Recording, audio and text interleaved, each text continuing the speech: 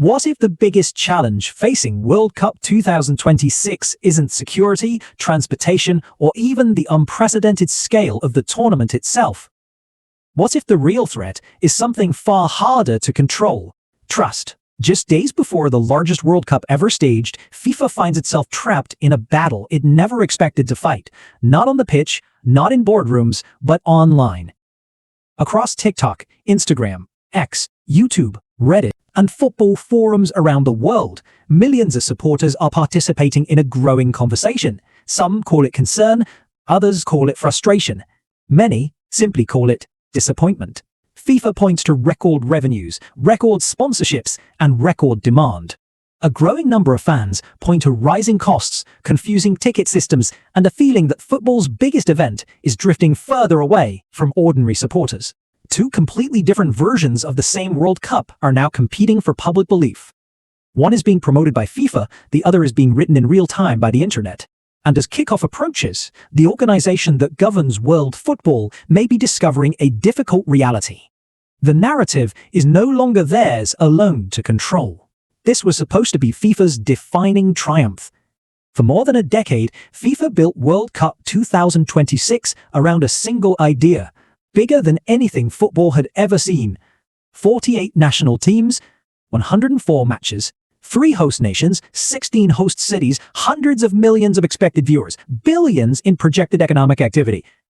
The United States would provide scale. Canada would provide expansion, Mexico would provide history and passion. Together, they would create the most ambitious football tournament ever organized. From FIFA's perspective, every indicator pointed towards success. Commercial partners rushed to secure sponsorship deals. Broadcasters invested heavily in rights packages. Cities competed for the opportunity to host matches. The tournament represented growth on a scale previously unimaginable. Inside FIFA headquarters, expansion wasn't viewed as a risk. It was viewed as the future. The assumption seemed obvious. If football fans loved the World Cup before, they would surely love an even bigger version of it. But as the tournament drew closer, something unexpected began happening. Many supporters weren't celebrating the expansion. They were questioning it. Then the conversation escaped FIFA's control. Previous World Cups were largely shaped by television networks, newspapers, and official broadcasters. World Cup 2026 exists in a different era. Today, every fan is also a content creator. Every supporter carries a camera. Every opinion can become a viral post, and every negative experience has the potential to reach millions. At first, complaints appeared isolated. A ticket issue here, a hotel concern there, questions about travel costs, concerns about logistics, frustrations over booking systems. Nothing unusual for an event of this size. But social media changed the equation. Individual complaints started connecting with one another. Videos generated reactions. Reactions generated discussions. Discussions generated narratives. Soon, supporters from different countries who had never met were sharing remarkably similar concerns. Many felt the tournament was becoming increasingly expensive, increasingly commercialized, increasingly difficult to access. Whether every criticism was fully justified almost became secondary, because once a narrative gains momentum online, perception often moves faster than verification. And momentum was building, and eventually the prices became the story. Traditionally, the months before a World Cup revolve around football, squad selections, star players, tournament predictions, potential upsets. This time, another topic repeatedly dominated online discussions: money. Ticket prices became a constant source of debate. Accommodation costs sparked concern. Travel expenses continued climbing. For many supporters, attending the tournament started to feel less like a football dream and more like a financial challenge. Critics argued that football's greatest celebration was becoming increasingly inaccessible to ordinary fans. FIFA responded with a familiar argument: demand remained extraordinarily strong. Applications continued, arriving in massive numbers. Interest levels remained high, yet criticism persisted, because for many supporters, the discussion had moved beyond numbers.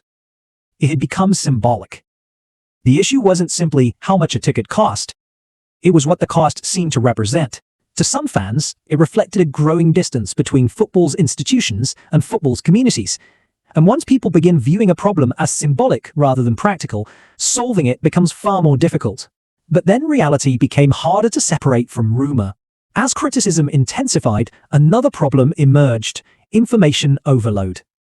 Not every viral claim about World Cup 2026 was accurate. Some stories exploded across social media long before evidence appeared. Predictions of empty stadiums, rumors of mass cancellations, claims about severe travel disruptions, speculation about organizational chaos.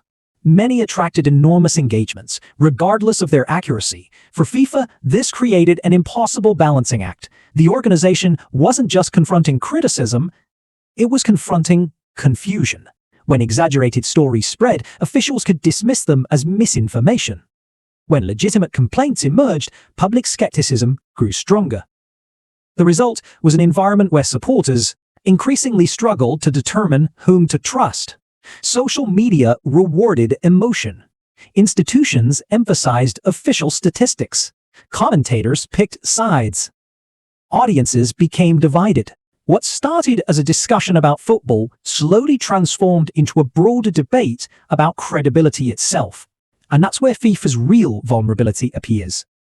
Mega events are not sustained by infrastructure alone. They are sustained by belief. Long before fans enter a stadium, they form expectations. Those expectations shape how every future experience is interpreted. When supporters feel optimistic, problems become inconveniences. When supporters feel skeptical, inconveniences become evidence. That is why public sentiment matters, not because online discussions determine reality, but because they influence how reality is perceived. FIFA may still achieve record attendance, record sponsorship revenue, record television audiences, record global exposure. All of that remains entirely possible. But if a significant portion of supporters enter the tournament expecting disappointment, every controversy becomes amplified, every mistake receives greater attention, every setback gains symbolic significance.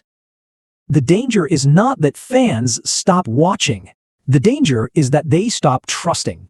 And trust is one of the most valuable assets any institution possesses. For decades, organizations controlled information through traditional media channels: press conferences, television interviews, official statements, newspaper coverage. That world no longer exists. Today, a supporter recording a 30-second video on a smartphone can sometimes generate more engagement than an official announcement from FIFA itself. This changes everything. The challenge isn't merely criticism. The challenge is speed. Negative experiences spread instantly. Clarifications arrive later, corrections travel slower than controversy, and by the time official responses appear, public opinion may already be moving elsewhere. This is the environment World Cup 2026 is entering.